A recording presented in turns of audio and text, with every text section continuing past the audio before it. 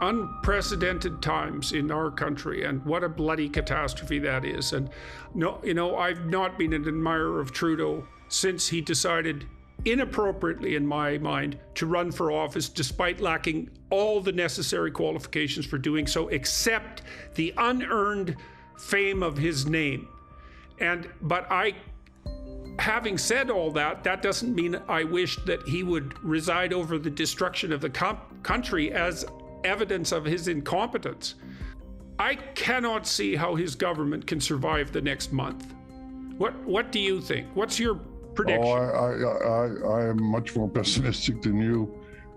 We have to see, because this is in the middle. This is extremely dynamic. I wrote their little tiny thing. We had Mr. Trudeau knew what he was doing when he called the election earlier last year.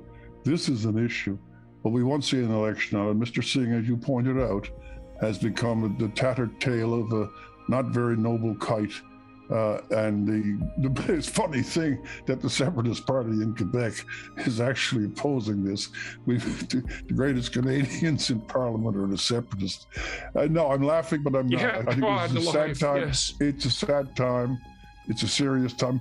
Well, wait here. This is what I'd like to say in conclusion, really, because I haven't been that specific.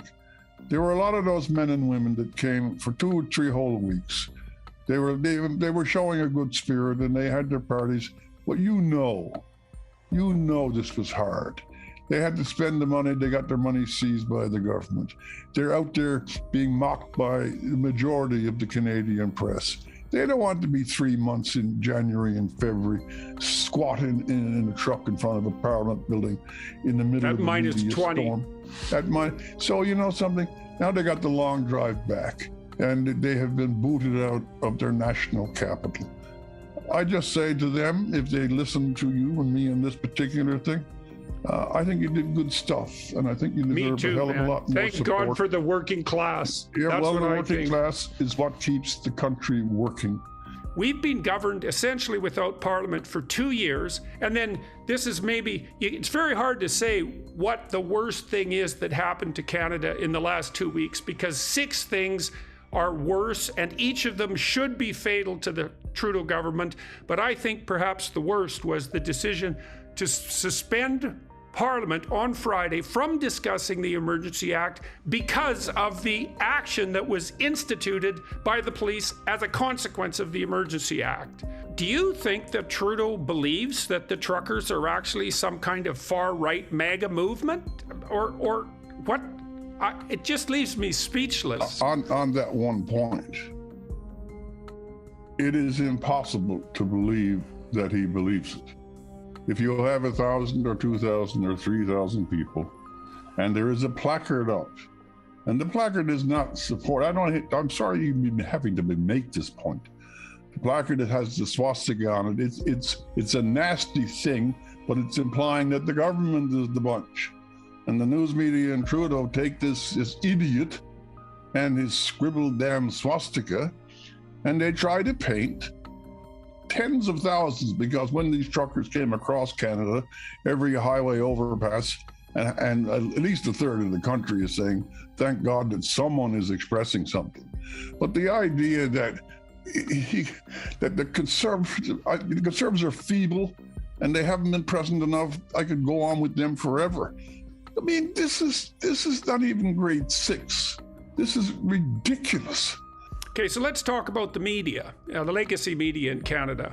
$595 million salary subsidy in the last 4 years. $1.2 billion annually for the CBC, which has also been recommended to the CBC that they decrease rather than increase their reliance on private advertising.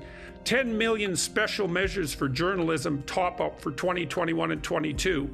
And then the recent request by the Toronto Star, and I hope I get this right, which is probably the loudest rag in the country beating the Trudeau drum, for $60 million, describing a $30 million annual shortfall in their operating budget. And so, here's the thing I think that Canadians are faced with at the moment that's so awful. It's related to this press-government collusion issue. The typical Canadian is someone who's believe for years in the reality of peace, order, and good government, right? Our constitutional principle, and that our fundamental institutions were essentially reliable: government, education, media. Let's say you could count on them to at least try to tell the truth under most circumstances.